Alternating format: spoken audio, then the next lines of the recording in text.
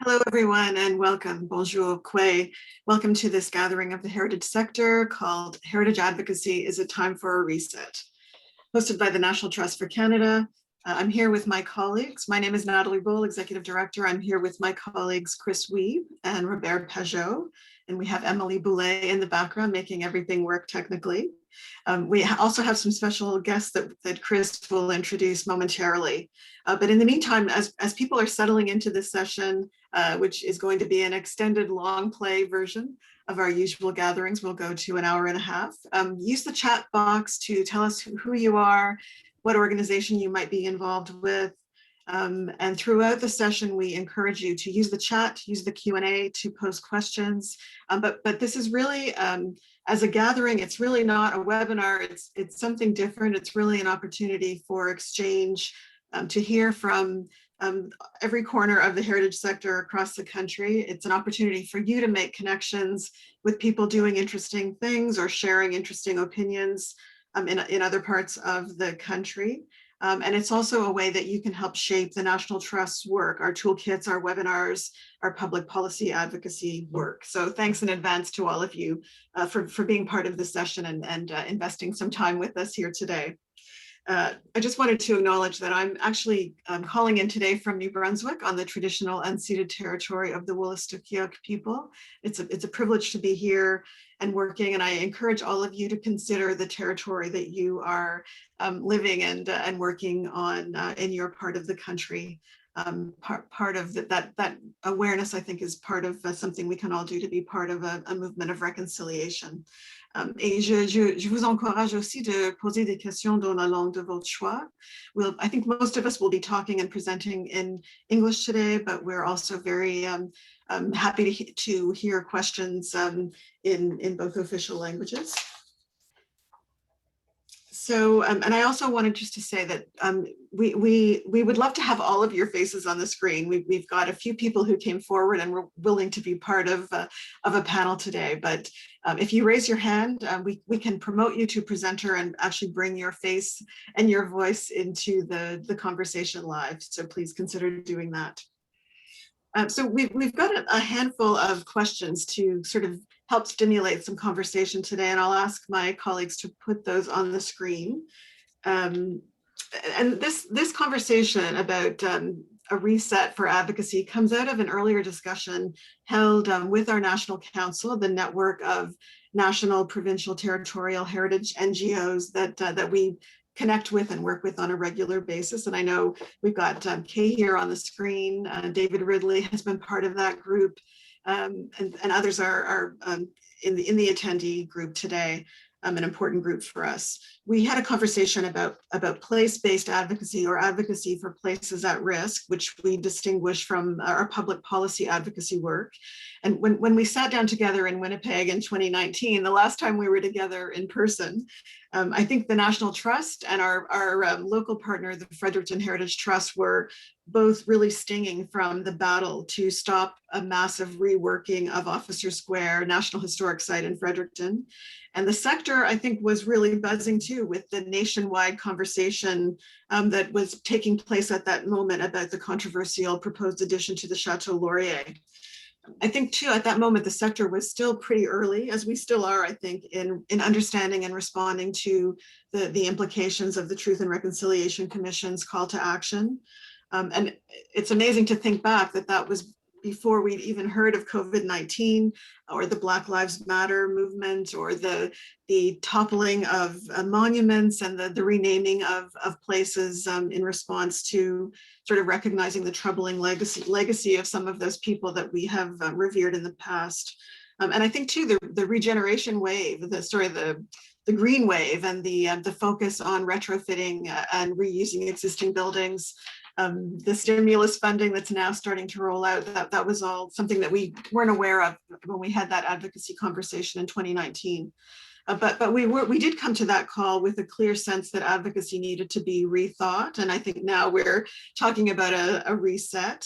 Given all these shifts in the landscape over the last couple of years, I think we would all agree that heritage has never been more political or had more potential to divide or unite. to attract new enthusiasts or to risk being left on the sidelines as society moves ahead on some of these really important questions. At that meeting in Winnipeg, we talked about the need to get a better understanding of the public, the broader public, and how they connect to heritage and what they think about heritage and what they think about the tactics that we as heritage advocates often use. And so later today, I'm excited to be able to tell you where that conversation has now landed. We're on the verge of a huge, and I think what will be a really transformational project for the sector.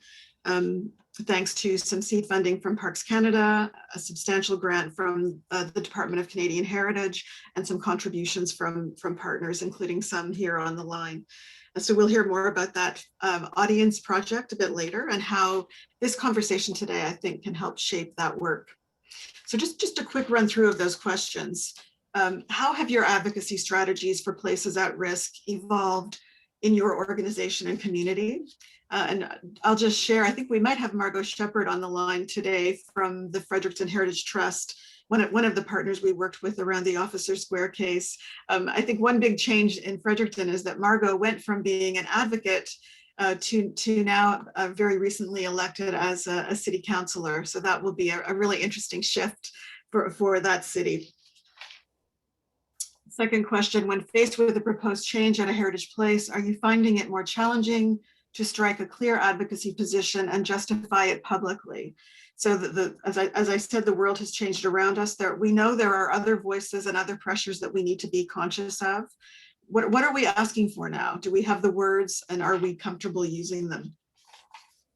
The third question, what documents or charters do you find useful to guide you in establishing your advocacy positions?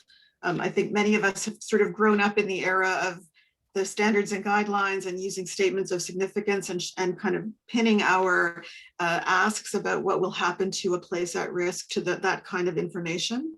But again, things are changing rapidly around us. Those approaches might be more backward looking in an era when we know we need to move forward. So are our tools and our approaches still valid? Do we feel that we're kind of making this up as we go along to respond to some of these new movements and new ideas?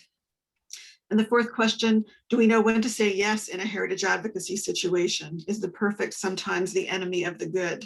And I know the trust has been involved in conversations with a few developers over the last while, hearing really valid criticisms about the fact that heritage advocates typically have no skin in the game, but they're in a position to delay a project, to sort of say, we'll know it when we see it. We don't like this version of the design.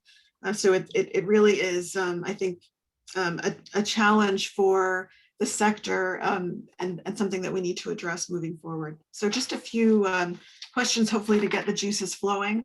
I'm going to turn it now over to my colleague, Chris Wiebe, who will introduce our panel, and collectively we'll have this conversation over the next hour and a half. Thank you.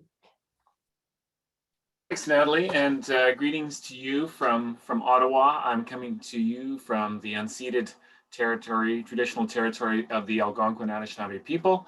I grew up, of course, in Treaty 6 territory in Edmonton, so know some of the territory that some of these other panelists today are on very well.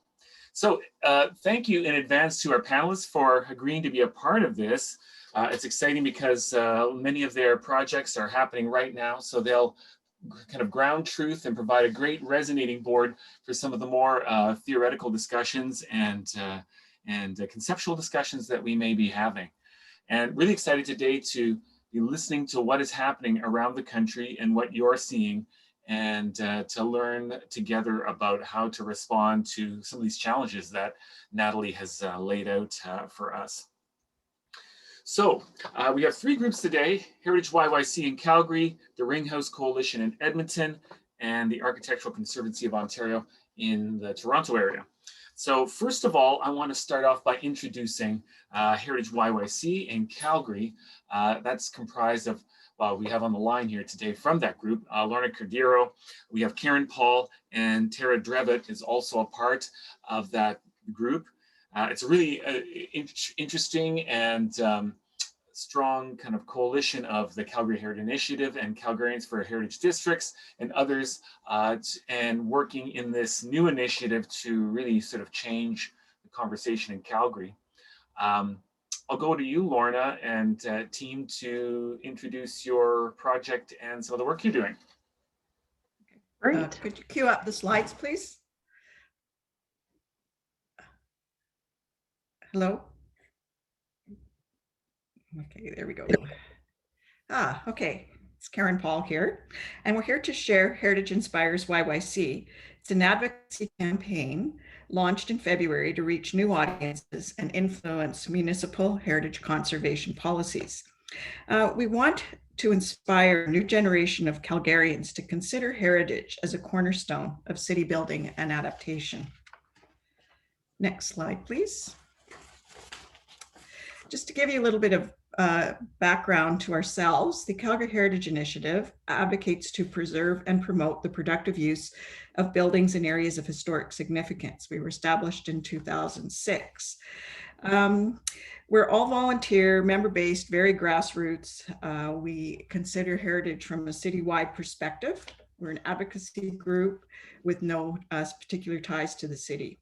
Our past focus has been on saving individual buildings through our Heritage Watch Committee and research work on submitting suggestions to Heritage Calgary, which is the civic partner of the City of Calgary, for consideration for inclusion in their inventory of evaluated historic resources, which is the first step, of course, in designation. We've also collaborated with groups like Heritage Calgary and others on designation workshops to encourage individual property owners to donate their properties.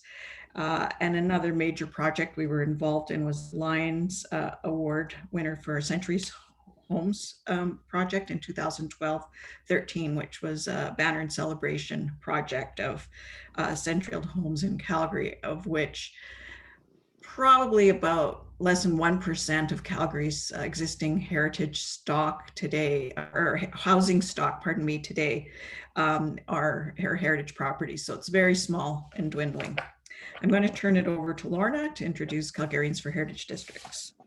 Hi, thank you, Karen. So Calgarians for Heritage Districts, I'm the co-founder with Marilyn Williams, a heritage consultant in Calgary. We saw a need for advocating for heritage districts at a provincial and municipal level. So we got organized in 2014. And the picture you see in front of you is a collaboration with the city. So the City of Calgary last year did in 2019-20, did a windshield survey of 26 communities to identify pre-1945 homes that have sufficient heritage integrity. We reached out to the City Heritage Planning Group and said, hey, can we help? And we ended up doing an audit in the middle of winter, which we hadn't quite expected. Rounded up 70 volunteers, very passionate people from across Calgary. So there are a lot of people interested in heritage in Calgary. And we traipsed across 26 communities, looked at almost every home in 26 communities. And roughly there's about 4,100 heritage assets in those communities that are considered heritage assets by the definition the city uses. So anyway, an example of collaboration. It was a positive experience as well. So next slide, please. Sure. These images here were captured from the website that we developed for Heritage Inspires YYC. And that campaign aims to raise awareness of our heritage resources and distinctive character areas that date from the late 19th century to the mid 20th century.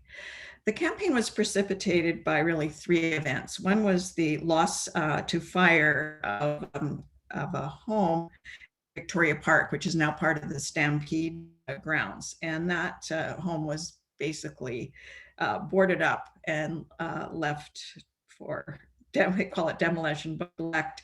Unfortunately, it was earmarked for saving and redevelopment, but it just never happened. It eventually burnt down. So that kind of galvanized the realization that heritage assets were at risk in the city.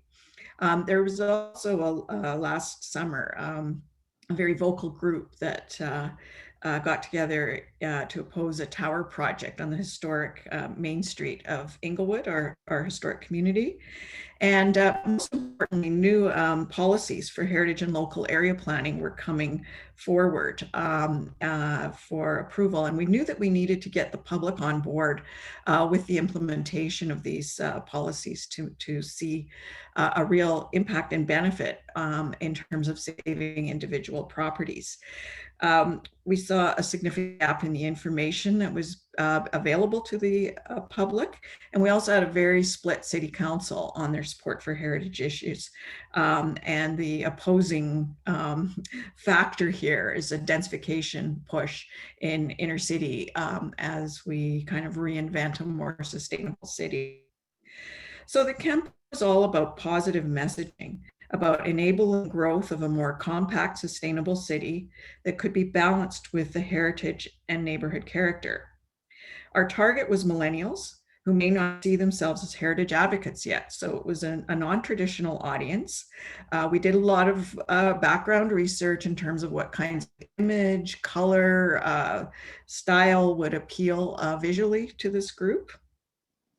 We were very careful to ensure everything we talked about on the policy front was accurate and factual, and we vetted it by the city's heritage planning department.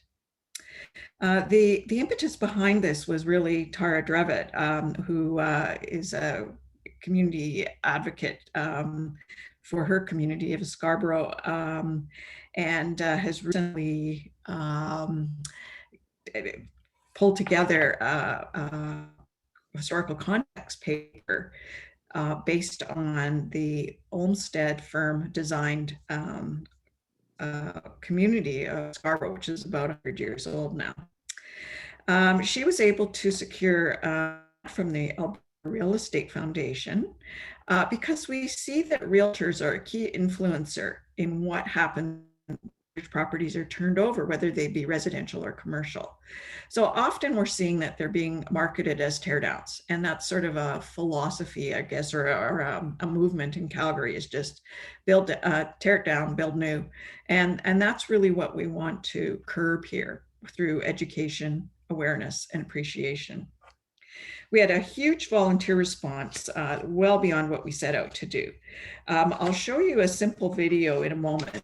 The grant helped to fund, and that was meant to drive, get attention and drive our audience through social media to our website.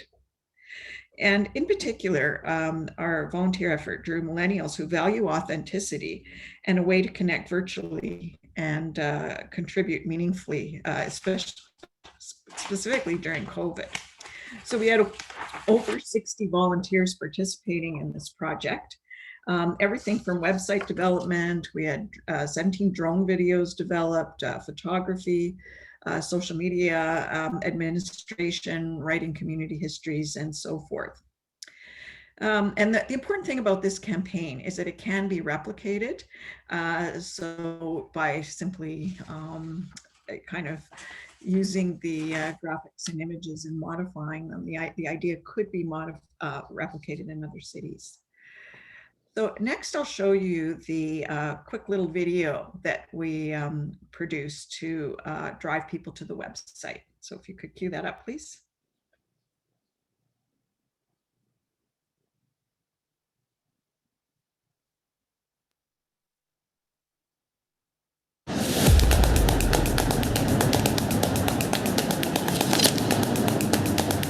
Let's tag those bricks.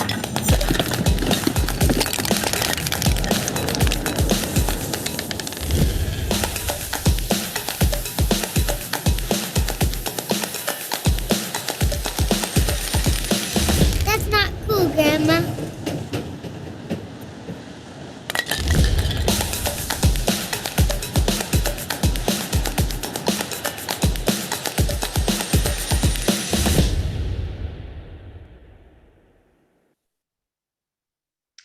Okay, so the idea behind the video was to be a bit humorous, to kind of turn stereotypes about heritage on their heads by having the grandma, who is viewed as the typical heritage advocate, being the one that saying, yeah, get rid of this old junk. And the little girl, the one that we're doing this for the future generation to be aghast about the whole thing.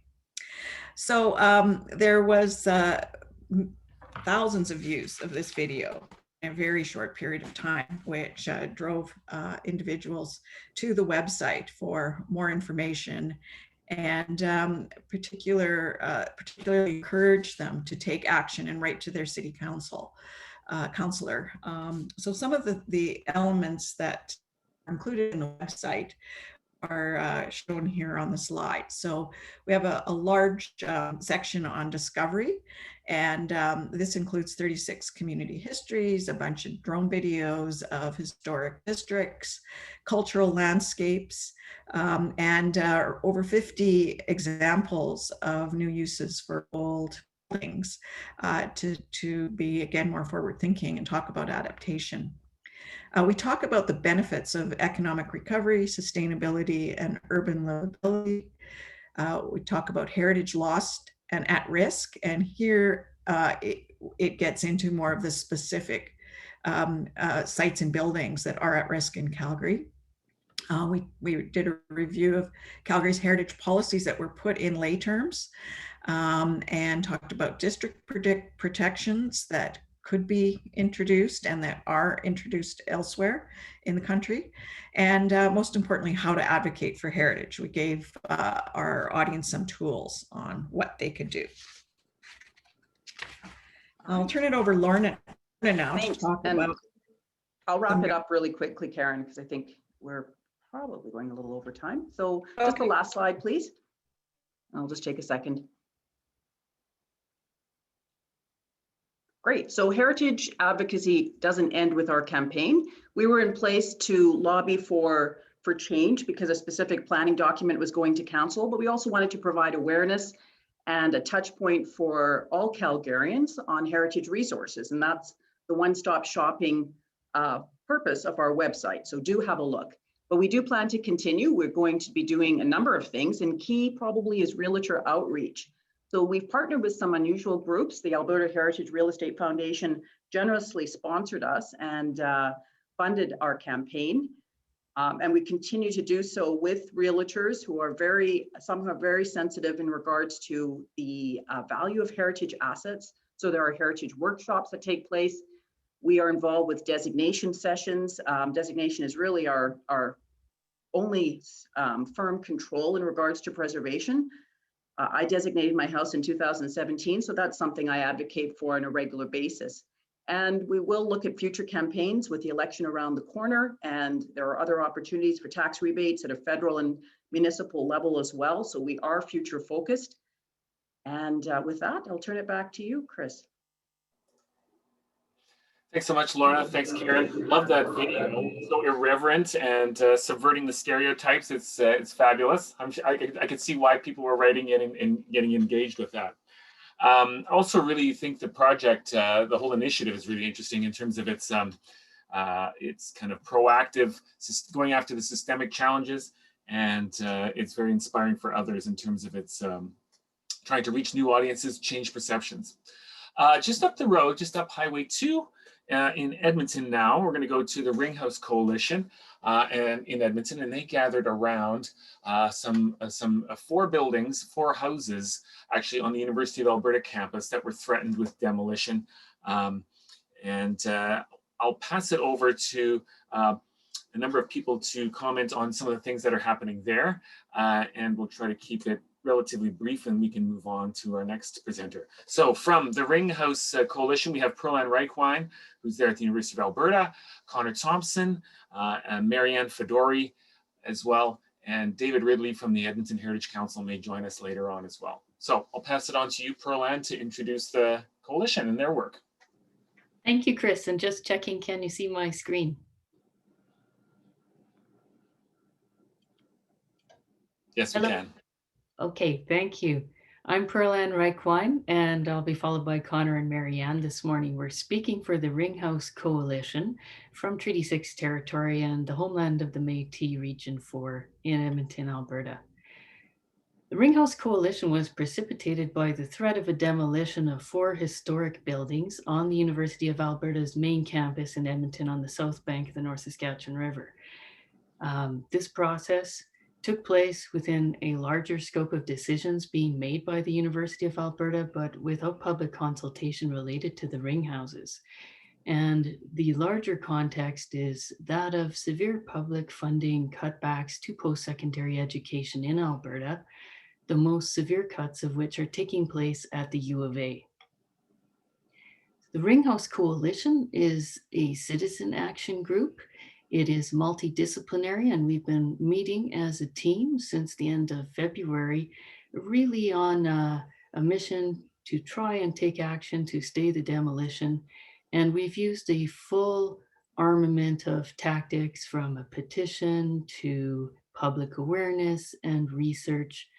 All of this actually grounded in solid research work, using what materials we have available as a volunteer group. And so this has been a remarkable group to work with.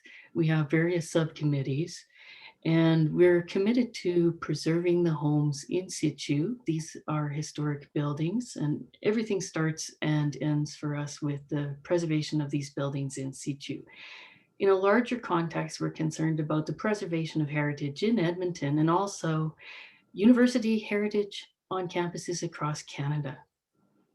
The ring houses were built as a neighborhood for professors. They housed various professors, from Henry Marshall Torrey, the first president of the University of Alberta, who is himself commemorated by the National Historic, to H.G. Glyden. I mention that because I see we have colleagues from the Layton Colony on this call today.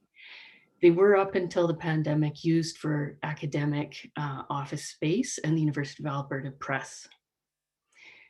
Now, one of the projects we embarked on in our campaign was a series of videos and tours. And given the pandemic context, we went more heavily toward video.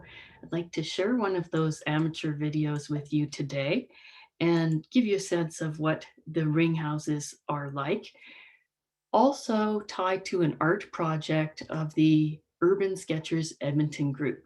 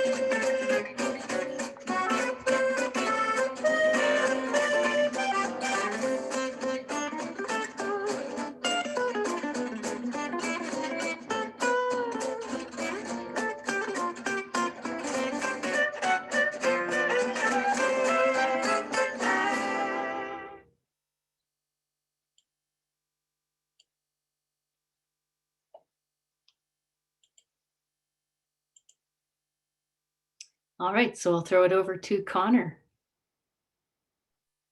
Thanks, Pearl Ann. So my name is Connor Thompson. I'm a PhD student at the U of A, and I'm working with the Ringhouse Coalition in terms of research, but also helping organize the weekly meetings and such.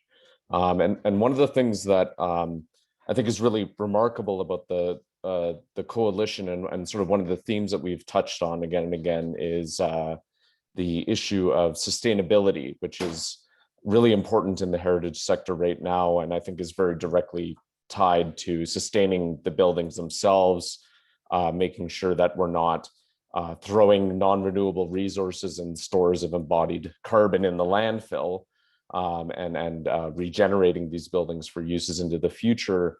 But when it comes to the discussion of heritage advocacy, I think one of the things that's remarkable about the work the coalition has done is building advocacy experience and capacity across generations, and really between a remarkably wide group of people. So on the coalition, we have U of A professors and professors emeritus down to undergraduate students. We have representation from the Students' Union. Some of the people that have gotten involved in the work around the coalition have been multiple SU presidents, which I think is very interesting. But also just across generations, from people who went to the kindergarten that was housed in Ring House 3, to folks who have lived in Windsor Park, the nearby neighborhood, for over 50 years. And really getting people directly involved in advocacy work and getting them involved in the coalition across generations and from very different positions relative to the ring houses, but recognizing their importance and the importance of sustaining them into the future, I think is something that has been successful in terms of the work that the coalition has done, and is maybe something to consider in terms of how we think about heritage advocacy, getting people involved who, across generations and so on.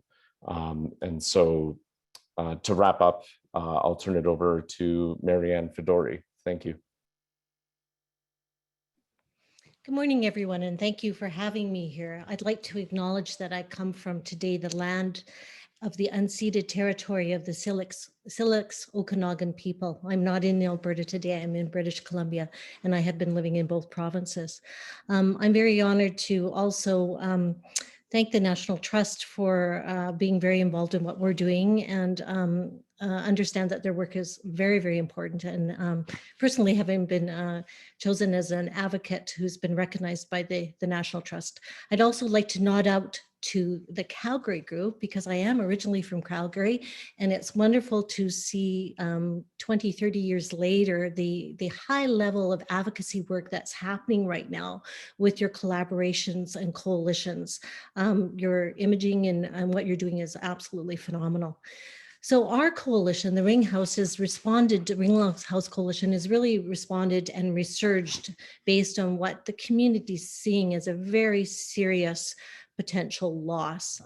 Much like what's happened in the past, we're chasing after what we can do to prevent this loss. And Chris had asked me a little bit to talk about the history of advocacy around built heritage in Edmonton, and I'll quickly go through that.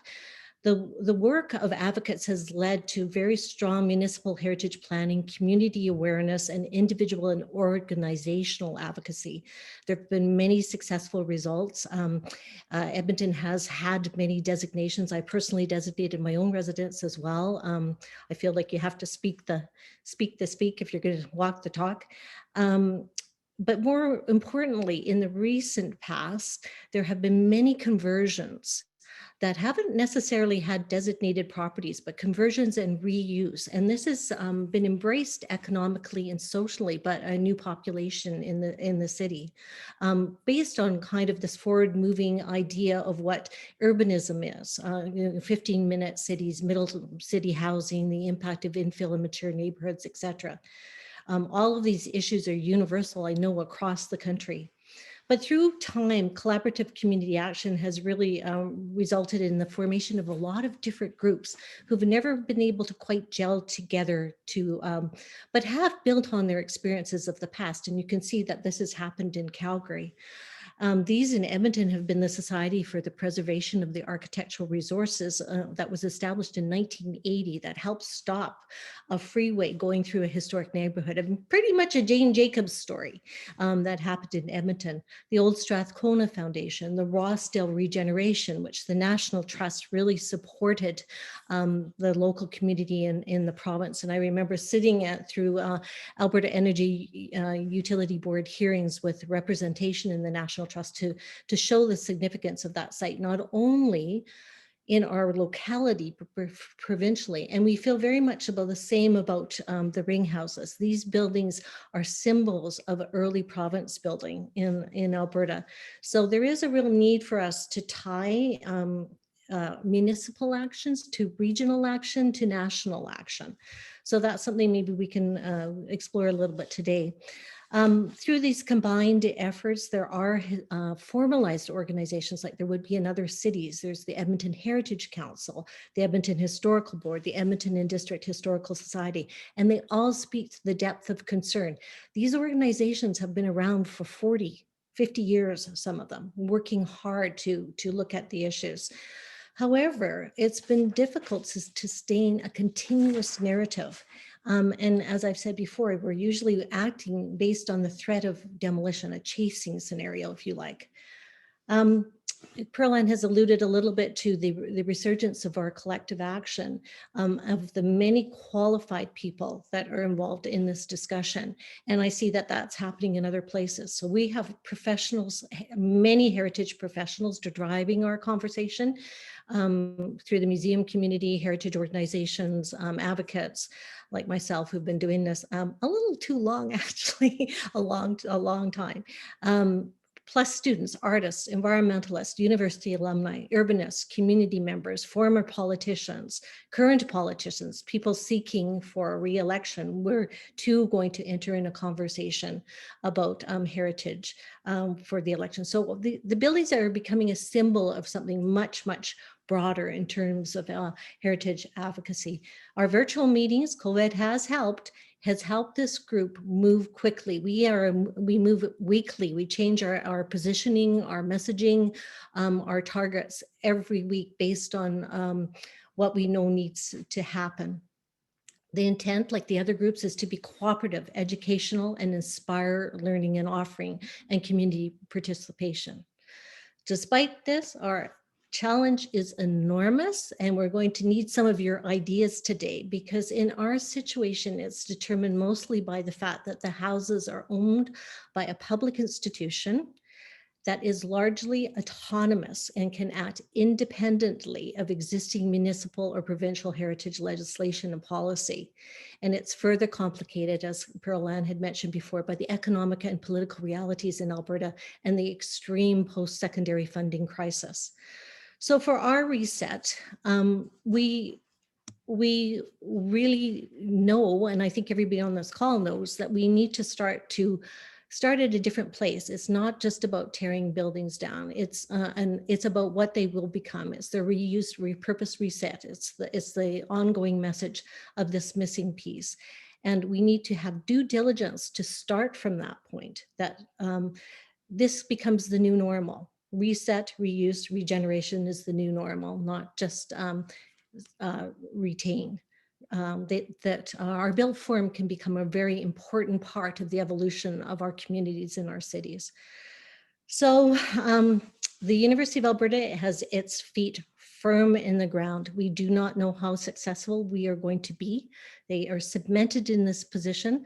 They've acted, in our view, quite unethically, or maybe not unethical is not the word, but inappropriately, by saying that these buildings no longer have a reuse, repurpose, and they have to be either removed or demolished.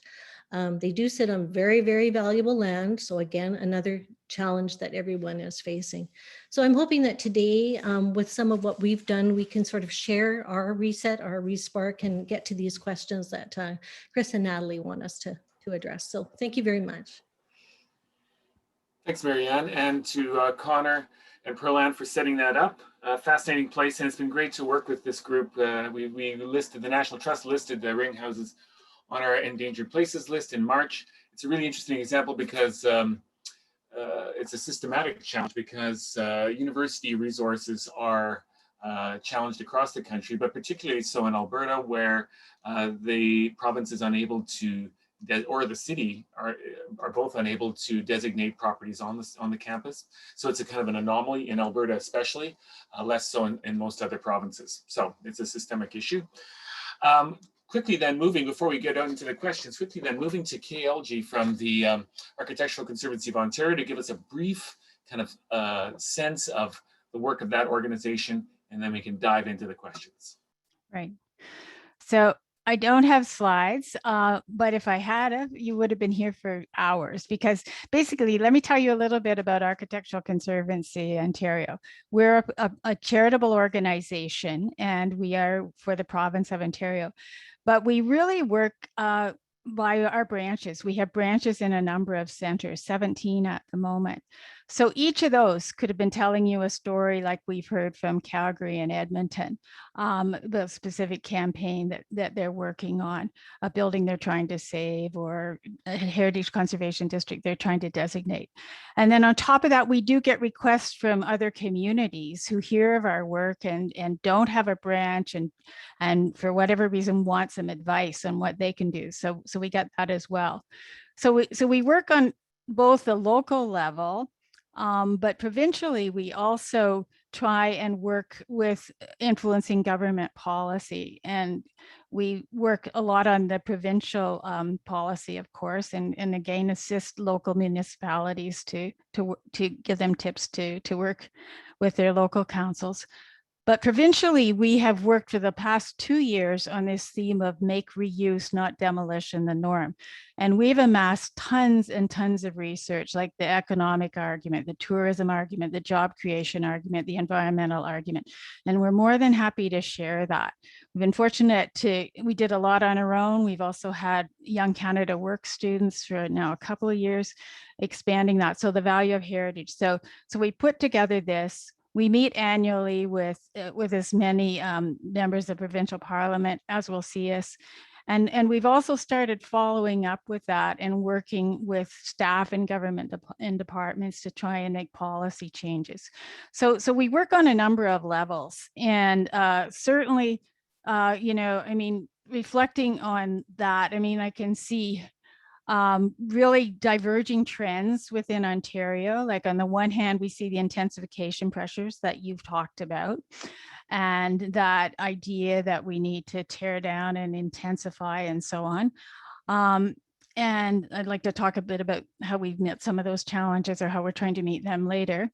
But on the other hand, we see depopulating communities, like rural communities, where there's heritage buildings that the municipality may own, and no longer maybe doesn't have a budget or doesn't see the point of doing it. And citizens groups rise up, like you're doing with the ring houses or other resources in Calgary, and say, no, these are important to us, we want to do it.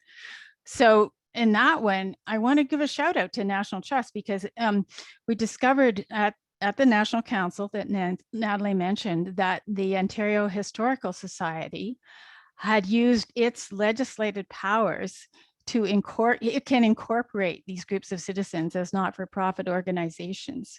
And so they've been doing that, because then there's a body that this municipality can actually sell to without the worry of an individual, And so we've been trying to collaborate with them, like they will incorporate, say up in Manitoulin Island, for example, where we don't have a branch, but people wanted to save the Mindamoya Old School.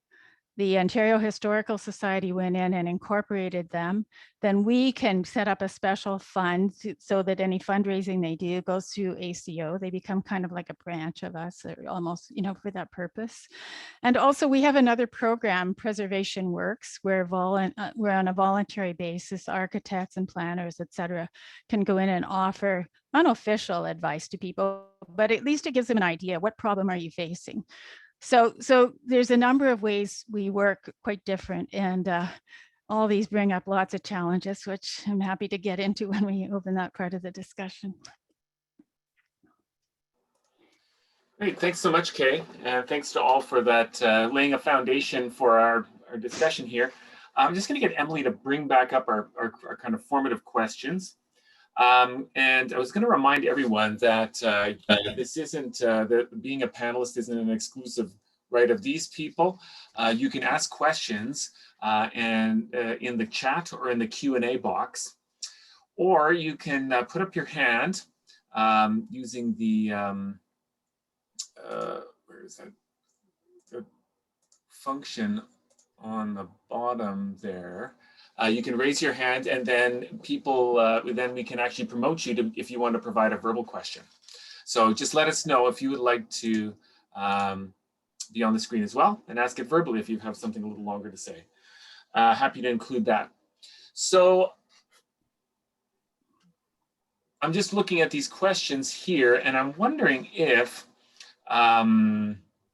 we should just jump immediately. We've been talking about the evolution, and Marianne referred to some of that in Edmonton around some of the evolution of the advocacy kind of strategies. I think we've been talking about how the mechanics of the advocacy organization around the country, and how to deliver it, how to bring it forward. I think some of the conceptual ideas are a little more challenging for us at this moment too, and maybe we should dive right into those ones. So I'm going to dive right into question 2, and see whether people on the panel have any thoughts on responding to that.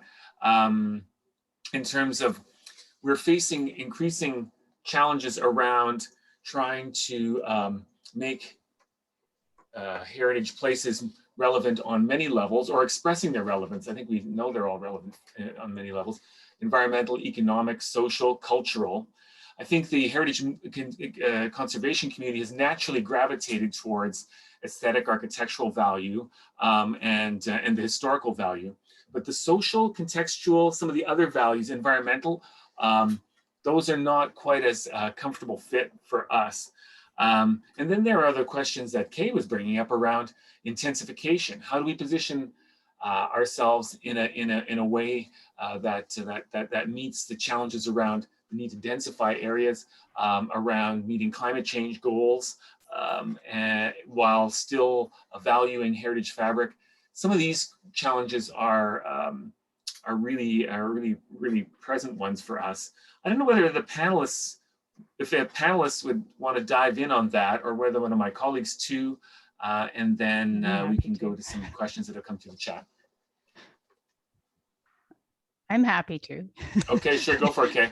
Yeah, because we face these certainly around intensification. I mean, there's increasingly, we're hearing that this heritage conservation is being challenged because people say, this means nothing to me. It's irrelevant to me. This building's not my heritage. It means nothing to me. And I think that is the decade of, it's really the legacy of decades of focusing almost exclusively on pre-20th century European settler heritage. And there've been very little, there's been some attempt to do mid-century modern, very little I see like recent award winners, and not much done that structures that were erected to support or celebrate the heritage of other immigrant groups or racialized groups. There are some examples, and when I go through the Ontario Heritage Trust register of all the designated properties in Ontario, I can see those, and it's great that some people have done that, and that's the way you can encourage other people to do it. But I mean, I think clearly, I think most of us are realizing that we do need to make better relationships with a wider group of people and diversify our own organizations, learn about these heritages and do that, that. So that's one problem we face in the intensified area. And the other one, of course, is that in Ontario particularly, we have a government that's very pro developers and home builders, and it's done in the name of affordable housing. And so, and rightly so. And so we get opposition that we're trying to block affordable housing. And there's been a book, you may be familiar with it, House Divided, by John Lorink and others, how the missing middle will solve Toronto's housing crisis. And it points out some real challenges with heritage conservation districts. So it might be something to look at in Calgary as you think about how you want your heritage conservation districts to evolve. But again, I think we have to look at that, and I don't think we totally figured out how to do it, but you do have to be aware of these things. And what we have done so far on the first challenge of heritage not being relevant is some of our branches have made a conscious effort to support groups. Like, for example, there was a little Jamaica group that's trying to get a heritage conservation district of a very different sort along the main street in Toronto, you know, and so they've actively gone to support that to city council and so on. So things like that. I'm going to go. Okay, go ahead, Natalie. I was just going to share something, Chris, that you mentioned when we talked earlier today about the fact that when there is an advocacy battle, that's when the public mostly sees what they think heritage people are about. And so the choices we make about which places to get behind and talk about, to advocate for saving, it without us realizing it, it's saying a lot about what we value as a sector.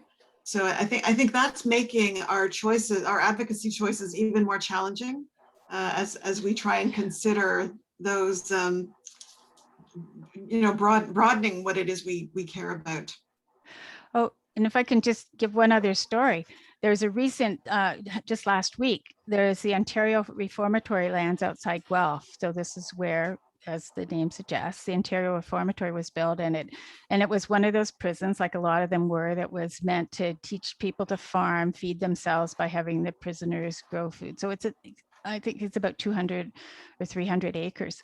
And the community, ACO was part of this, but the community wanted the natural features of that to be designated. And so and again, I was able to find some examples that other communities had done this. And I think that's, again, an opportunity for us to join forces with people who value the environment. And ACO Guelph was part of a huge coalition of environmentalists, trail walkers, you know, all kinds of people, water watchers and so on. And I think that's a really successful strategy, but for sure that you're right, Natalie, people really notice who's there and what they're saying. Mm-hmm.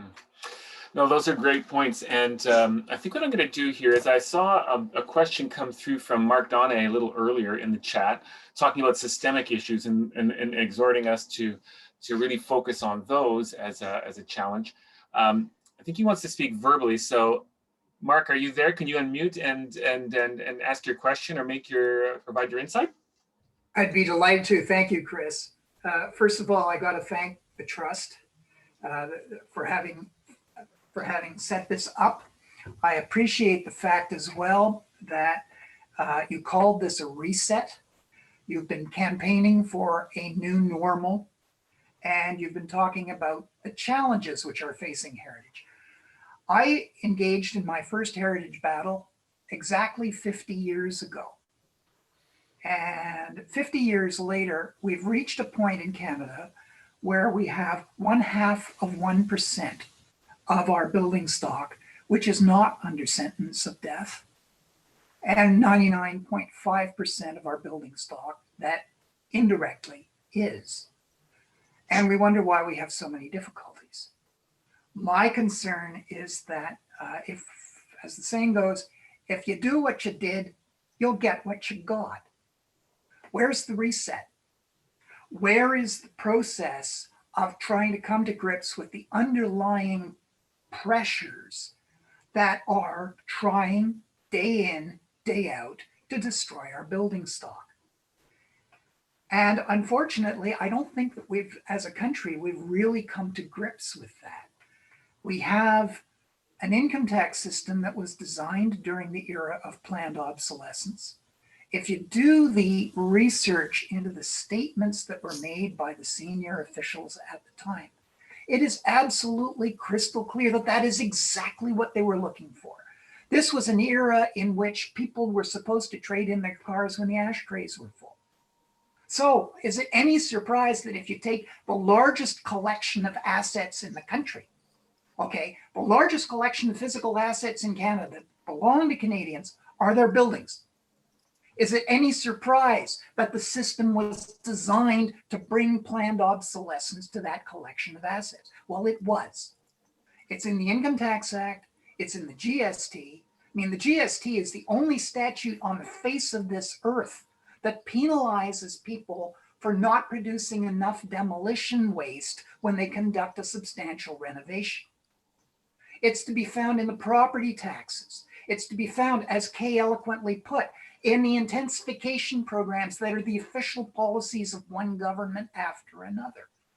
If you sit in at meetings with Canada Revenue Agency, you discover that there's this incredible apprehension that if people spend too much effort on fixing up existing buildings, that will upset the new construction industry. I heard that being spoken to the representatives of the Canadian Home Builders Association. They said, but we are the new construction industry. And we are not upset. We do not perceive this as a threat because a whole pile of our members spend more time and get more revenue out of fixing up existing buildings than out of building new ones. Canadians spend $1.47 on fixing up existing dwellings for every dollar that we spend building new ones. But you won't find that in federal policy. If you look at Canada's SDGs, the Sustainable Development Guidelines, you will find documents like Canada's building strategy. What does Canada's building strategy have to say about sustaining the largest collection of assets in the country? Nothing. There is not a single word in Canada's building strategy about sustaining the buildings themselves. And we wonder day in, day out, why it is that people are running around threatening heritage buildings all over the place. Pre-1945 buildings are 10% of the building stock. Yeah, statistically, they are huge. It's about three quarters of $1 trillion. Okay, so why are we doing this? And the answer to that is because we have not, to be frank, we have not focused on the causal factors. And I would suggest, I've already taken up way too much of your time, but I would suggest that that has to be the next major battle in terms of advocacy, to bring Canada in line with a post-Brundtland, post-sustainability universe. We never tried it before. It's about time that we did. Thanks, Mark. I mean, go ahead, Natalie. Sorry, no, thanks so much for that, Mark. And I think, there is this really important interplay between advocating for specific places at risk in our communities and that those bigger public policy systemic changes. and I think, what we do with individual cases and the language that we use and the messages, and if we can do a good job of tying our individual place-based advocacy to some of those bigger trends and attract a bigger audience to kind of being on the same page, or us getting on the same page with them, I think we have a better chance of influencing the system. And I wanted to ask Marianne Fedori a question. Thank you, Marianne, for your sort of history of advocacy efforts in Edmonton. And so you made the observation that it's now about reuse, and I think that ties into what Mark just said as well. Do you think that our methods and the tools that we have at our disposal for heritage are in line with that big new message? In part, but not totally. So just to sort of step back, one of the things that our group has done, the Ringhouse Coalition, is that we have created a community-based facilitation, and we are actually have come up with a reuse regenerative scenario for the houses on what is really valuable land that is facing these ideas of densification and internal city growth. So we are about to present that, and it has been very, very exciting, and we're happy to share that with everybody in this group. First, it's going to the university administration. So it's been a broader based kind of look at how heritage could fit into urban growth. And it's been very exciting. But the anomaly for us, of course, is specifically the fact that we can't continue our argument based on, following heritage procedures and policies. So I feel that it's really complex, and that these individual case scenarios can be pulled together to help tie into these broader universal arguments that, Mark just raised and what the National Trust is trying to raise. So for me, it's now, because I've been diehard, you've called me the diehard heritage preservationist in how you've alluded to me. I feel like we need to work beyond existing things, which are really strong in most municipalities. And for example, the Conservatory in Ontario, we have strong policies and ideas of what needs to be done. Now we need to be creative. And now we need to say we're beyond that. We need to take a step further and engage in broad-based community creativity. Maybe that's just too generic. I don't know if I answered your question, Natalie. Went on. I think those are really great observations, Marianne and Natalie too. I mean, I think we're at a moment where we're kind of dilating the frame. As Mark says, we're talking about a very small, less than 1% of the building stock is designated or even identified on an inventory. So it's a very small subset. And part of our but the challenge is part of our credibility comes from that. We've carved off a special space in which we talk about heritage value in a very kind of safe way that the public, or at least the political level, the development community has sort of gotten behind over the years, over the decades. And now we're sort of expanding our vision further, which is really fascinating. It'll take us some time. We need to do it quickly to scale up the relevance of the conservation message for, and the lessons that we've learned for older places, and how that can be applied to more ordinary buildings that haven't received that kind of heritage blessing. So I think it's a really kind of an interesting time. We're getting a little outside of our comfort zone. Pearl Ann, you wanted to dive in at this point?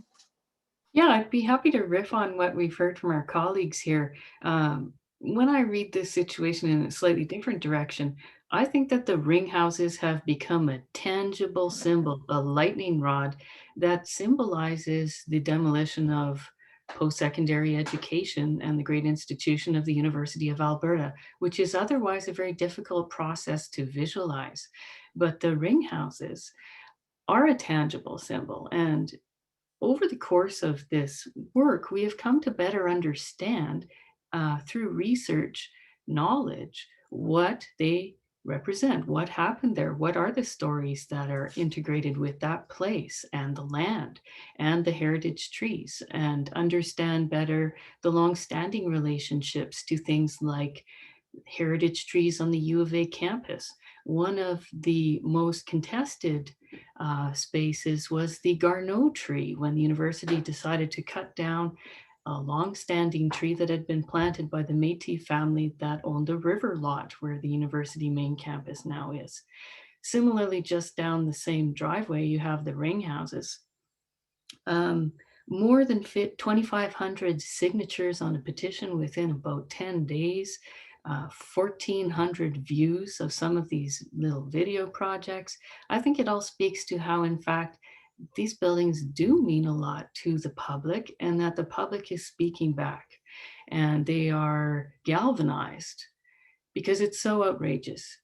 And this is happening in a larger context in which the public sector is under attack from every angle.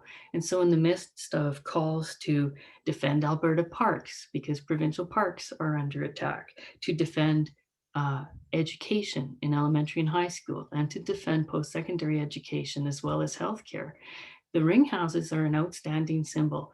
And I think among many, this has become one of those issues in a contested field of very active, engaged social advocacy work that's happening.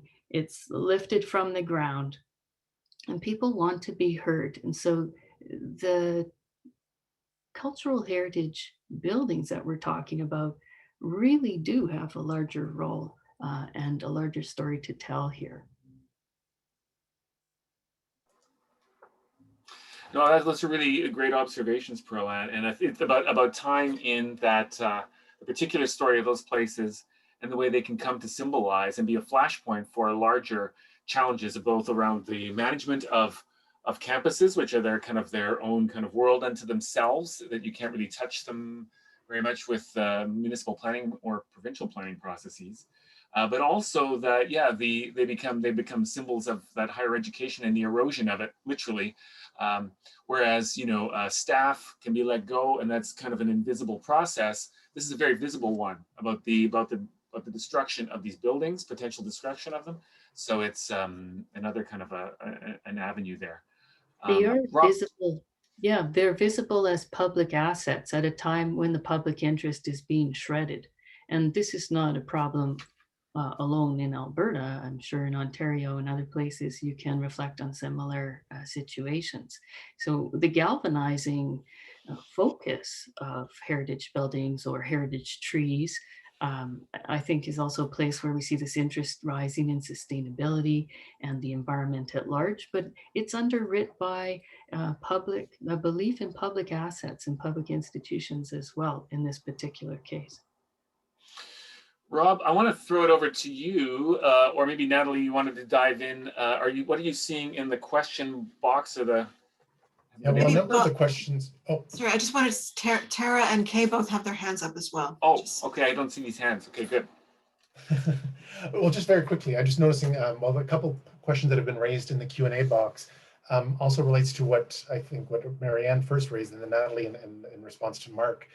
The link between some of these issues, how they play out at the local level, the national, provincial and national issues, and how on the ground there's some people asking questions about very tangible advice about, for one, Marliese Robinson's question about dealing with municipal staff that may not have heritage expertise and ignoring the advice of the volunteers of heritage community groups that have the experience in providing that advice. So I think it's part of that, the issue of having the arguments and have the coalition building that's needed, I think, in a lot of cases when municipal officials hear more loudly other arguments in the heritage issues than the actual heritage and cultural value argument. So that's where I think we as a sector have needing those arguments and those tools in order to make those arguments with municipal staff. And I'm sure all of you have come across that in your advocacy efforts, facing municipal staff that are making decisions. And I don't know if anybody wants to comment on that. And similarly, not municipal staff, but developers in the development community that have a fear of historic buildings and heritage designation and are walking away from a building as soon as it's heritage designated. So a couple of questions on how the strategies that you guys may have been using, and that was a question from Marie in the box, in the Q&A box. Any thoughts on, you know, the arguments that you may have made or your strategies in advocating both with municipal staff and with developers? I don't want to put any of you on the spot, but Tara, we haven't heard from you yet, or Kay. Do you want to dive in maybe on these questions or other ones that some commented from earlier? I'm not sure. Sure, I can even speak to that last question. I like that point about developers. A lot of information has been shared, and I really enjoyed seeing the questions that were put up on the screen by Natalie. So I'm going to respond to that last comment, but I think in an order that might make a little bit more sense, just feeding off the questions that were presented. As an advocate here in Calgary, and I was involved with the Heritage Inspires YYC campaign, and I'm involved with trying to promote a heritage district in Calgary, I would really love to see us broaden the definition of heritage. We tapped into the millennial market. What I'm seeing, especially in the UK, that I'm going to talk about a little bit, is the values that promote the protection of heritage are also the same values that go into promoting great new development. You know, we have sort of an artistic aesthetic look on heritage. We appreciate beautiful buildings and unique design, and maybe we can kind of target and broaden our market in terms of reaching out to students of architecture. I agree, we have to tap into the developers. We have a new public library here in Calgary, and I talk about that as being a future heritage building. So that way we're not antiquated, we're actually contemporary. We're looking at new buildings as well. Secondly, yeah, you mentioned developers. I very much agree. I think what we did with our campaign is we reached out to the real estate market and we were surprised by the great feedback that we got. And it was really about protecting the diversity of the housing market. So again, diversity, unique design, appreciating not just one historical era or prioritizing one over the other, but educating our public in terms of that diversity.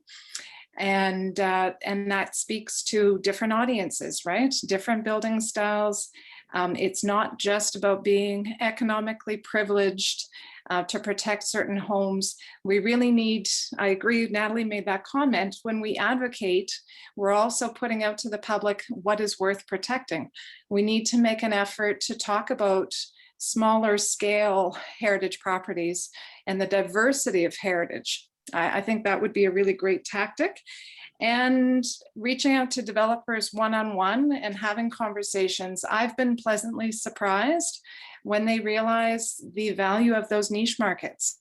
You know, it's good for their economic portfolios as well to think about why would a client buy their property versus another. Being part of a heritage district can give that niche value and that economic uplift. So I think we shouldn't have our back against them. We need to collaborate with them and learn from them and work together on some policies. The UK, so Robert Jenrick is the UK Secretary of State for Housing, Communities and Local Government, and has been since 2019. I'm just going to give one quote from Jenrick.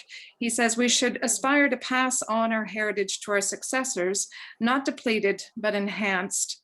In order to do so, we need to bring about a profound and lasting change in the buildings that we build, which is one of the reasons we're placing a greater emphasis on locally popular design, quality, and access to nature through our national planning policies and introducing the national model design codes."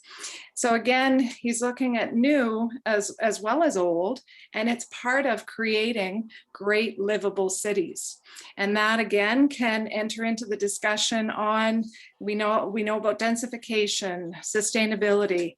What are some of the goals that we have to tackle in terms of our next steps, pushing for that missing middle?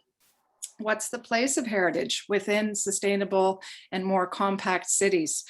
So I think looking at it more holistically, and I shared some of Jenrick's work with planners here in Calgary, and we've never talked about beauty before, but why not? Why not talk about the quality of build and some of the reasons why we advocate for heritage? And then that comes into placemaking, and I'm almost finished. I'll come up with one more point. Placemaking, of course, is that collaboration with communities, with residents, appreciating what it is that they value, what they like about their neighborhoods, why they chose to live in the city where they are. We very much in our campaign talked about heritage for everyone. So even if you don't live in a heritage or a historic neighborhood, you're visiting historic places. There's that local tourism. There's also citizen pride that goes with some of the iconic places that we visit and we enjoy. We just forget sometimes that they're also heritage. I think systemically, what would be great moving forward, one of the reasons why the UK has been successful, I think, with their new national design code is that there is funding coming from the UK, from the national government, to support the implementation of policies in municipalities. Some of the things that we see happening with the teardown of heritage in Calgary have to do with workflows and processes. People not knowing or catching the value of what is being torn down soon enough. Of course, we need the inventory to be updated. We need to understand, have the public understand why there's value in being part of that inventory.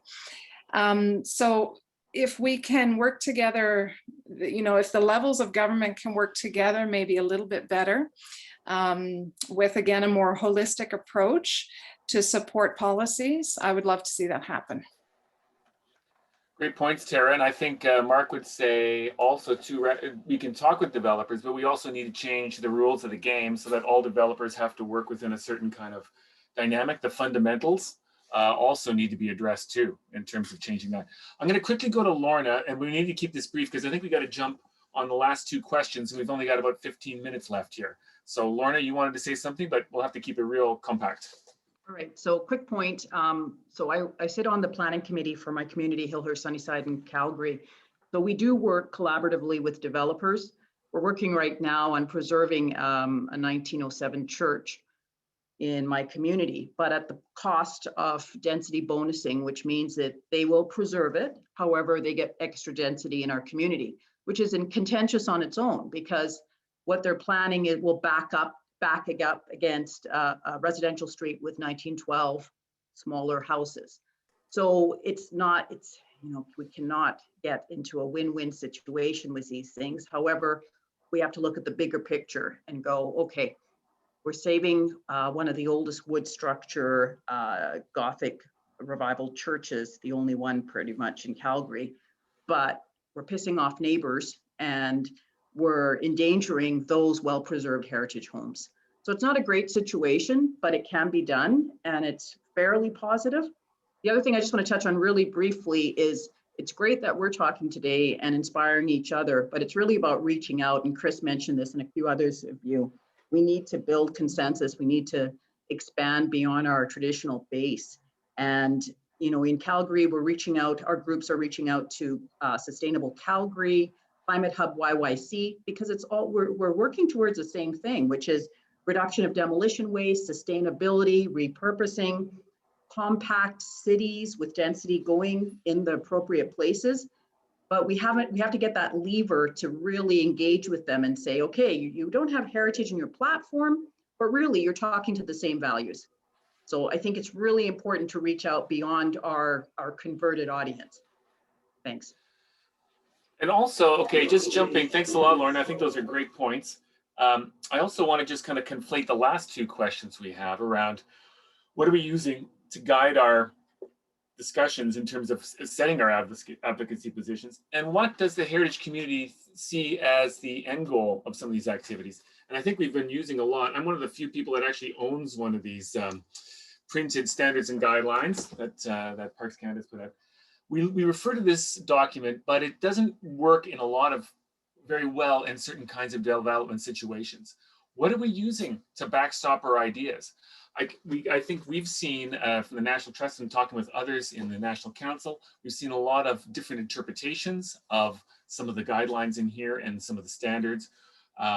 Also, I think we've seen a lot of divergence in terms of, or a lot of diversity in terms of what we see as the endpoint.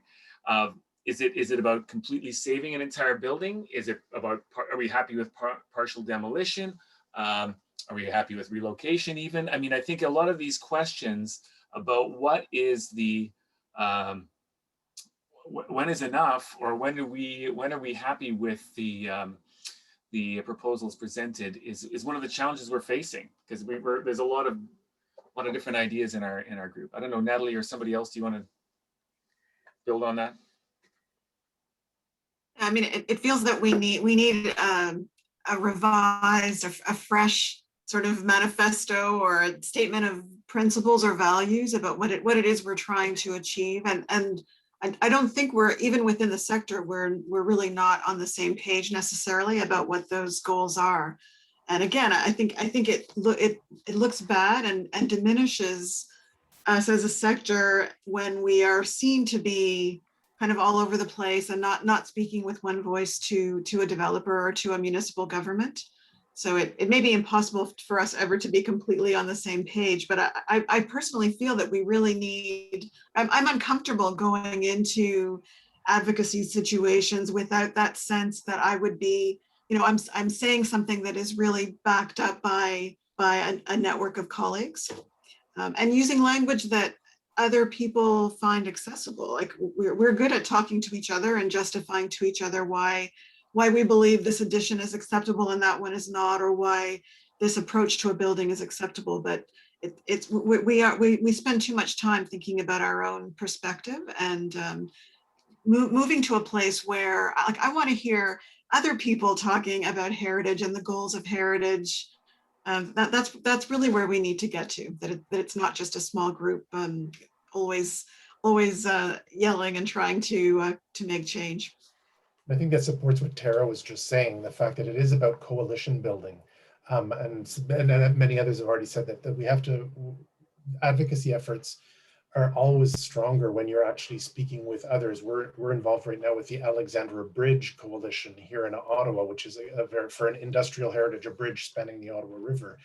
And this coalition that we're participating in is it is about active transportation. So having the cyclists groups, the community groups on either side of the bridge, so and transportation history. It involves so many different players that bring different expertise, and they can speak to media and their own networks in different ways about the significance of this bridge, not just from the heritage value. So I think that's one of the strategies that the word coalition. I love the ring houses coalition. The word coalitions for moving forward, I think, is brings strength to our arguments.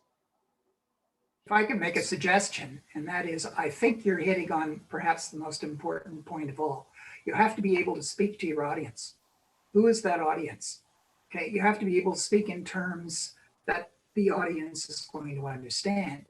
The point was made earlier, and I totally agree. Okay, developers and owners, I mean, owners own these buildings. Are we speaking to the owners in terms that the owners can resonate with? If we stand in front of an owner and we say, well, look, we can offer you doctrinal authorities from European academics telling you you're doing the wrong thing. Do we really think that's going to persuade them? Okay. If you speak to, for example, a developer, as the former head of the Canadian Renovators Council said, do they have asbestos removers on their speed dial? That's the kind of thing that they respond to. If you say to people like this, yes, you can do this and you can do it on a budget and it is predictable and it isn't opening a can of worms that you'll never get out of again. Okay, that's the kind of message we have to be delivering to the owners, because otherwise, I'm sorry, we can quote whatever standards and guidelines we want. They're not going to listen. Thank you, I think we need, yeah, go ahead, Sorry. Natalie. No, go ahead, Chris.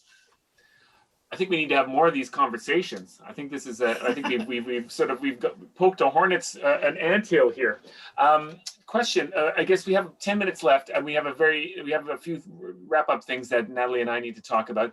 I've promoted Sandra Lawn here. Sandra, do you have a comment that you've had your hand up for a while? Do you want to make a comment briefly so that we can?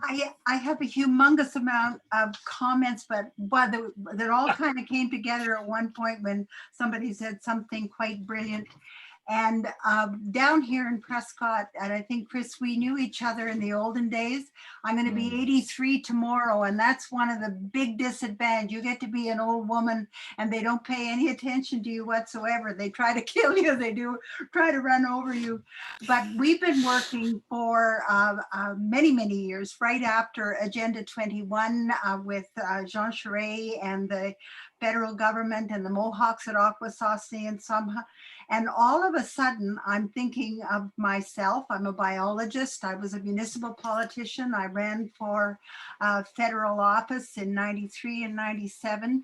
And I'm a developer because I own one of the most significant stone buildings in downtown Prescott. But I think it all kind of comes together rather nicely because of my experience over these decades of working with the man from Akwesasne called Henry Lickers. He's now Dr. Henry Lickers. He's a wise Seneca.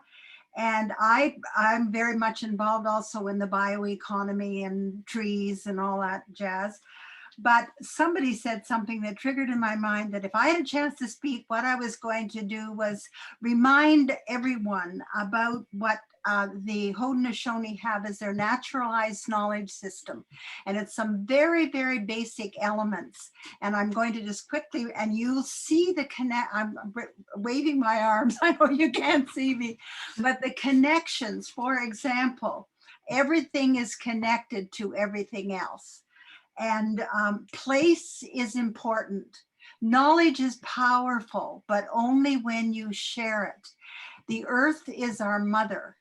And there's a couple more that I'm forgetting at the moment, but it's a very, very valid because it kind of pulls together all the various things that you folks have been talking about. And in my question and answer, or whatever it was that I sent in my chat, I talked about what we're experiencing in our community right now is what I call, and they'll be furious, don't anybody tell them that I'm using this expression, but it's our own version of the Proud Boys.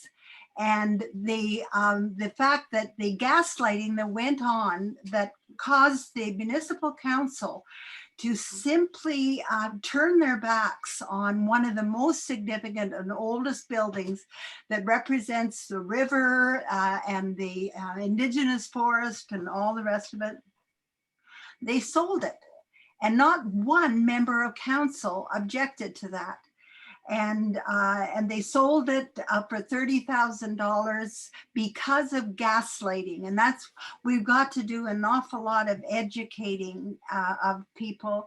And I think that Henry's naturalized knowledge system, the plainest of language, but you can bring any one of those aspects of the naturalized knowledge system and pull together his very brilliant way of thinking about these things. And I was so thrilled to hear people talk about the forest as well. During the ice storm of 1998, I had a huge sugar maple bush in my backyard that suffered its end. I'm writing an urban forest policy for the town of Prescott, a second one, and this one is going to be a lot more forceful and aggressive. But as Henry says, all these things are connected together. And my ancestors, came from Norway and Germany and were United Empire Loyalists in Scotland and so on. And even my children have some indigenous blood in them. And so I can get very fierce, and I think I'm going to try to get more and more fierce. Once I turn 83, they have to listen to me, don't they? Because of the First Nations people, it was the clan mothers, it was the old women of the community that really had complete control. I don't see anybody of my age in this group, but I think we've got to we've got to have a better way of thinking. We've got to help educate people of how everything is connected: climate change, history, human psychology. And I think the pandemic may have softened some people, and maybe we can now come forward with these messages from Henry and take advantage of all of these things. And I'm looking at Mark Carney's That's great. book. I think we're going to have to leave it there, Sandra. Okay. Sorry, we're running out of time. But thank you. I think your point about connection is important. Thank you so much. Thanks so much. And Sandra and Mark, your comments bring me to back to that meeting in Winnipeg that I started this session talking about, where the group cooked up an idea to really get a better understanding of our audience and how Canadians connect to heritage. And so we're now getting under steam. We've got a little more than half the funding for a substantial 2-year project that will do some public polling nationally, regionally, will allow us to organize some focus groups to talk specifically with groups like developers, like young people, to gather a lot of solid information about what everyone else out there thinks about heritage, what they think about the heritage movement, and how the tools that we use and how heritage works. So we're developing the questions that will shape that work, and all the conversation and the amazing explosion of great comments and questions in the chat and the Q&A today will really help shape this work. So rather than how do we just reach a bigger audience, it's really about how do we change the way we think about heritage? How do we reflect what is important to others so that the heritage movement can be useful and meaningful to a broader public? What's holding us back from reflecting the diverse stories and the faces of Canada in our work? And what is it we have to do to get heritage on the agenda so that it can do what we know it's possible of doing, playing a part in climate action, in waste reduction and affordable housing, economic resilience, and many other goals. So we're excited to be moving forward on this project with our National Council partners and others. We need more partners. We need more funding to fill in the gaps. We're reaching out to engage with provincial and territorial government agencies as well to make this a really cross-sectoral conversation. And Chris is going to tell us a little bit about how our conference coming up virtually in end of September will help us jump into this conversation.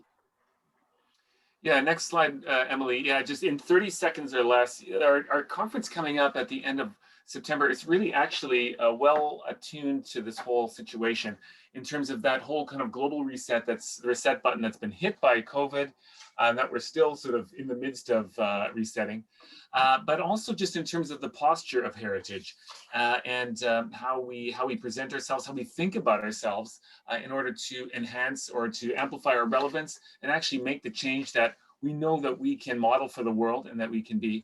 So the conference has 3 themes: the environmental reset, the social cultural reset.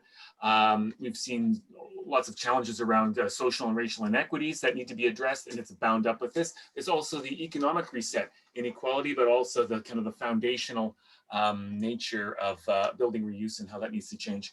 Part of the conference is inspiration. It's about conference presentations and those kinds of discussions. Part of it will also be building on a refining together over the course of the conference a new public statement about what heritage conservation is trying to do, a sort of manifesto. So look for that a little later this summer into early September, and it will be about trying to seed discussion at the conference in terms of that reset and that re-articulation of our goals that Natalie has been talking about. So I think that's an exciting thing coming up as well, and I encourage you all to participate if you can. So in conclusion, I would like to thank all of our panelists. I wish actually this is longer than we made it. But I think we could keep going with this in a really fruitful direction for much longer. We'll have to have another one like this. But I want to thank all of our panelists from Heritage YYC, from the Ring Houses, and from ACO, and thank them for their time. And to all of you, we'll be sending around a recording of this. We'll be saving the chat and looking forward to an ongoing conversation. But I think we've started something really interesting here and looking forward to continuing it in the days ahead. Thanks so much, everyone. Thanks, Thank you, everybody. everybody. À la prochaine.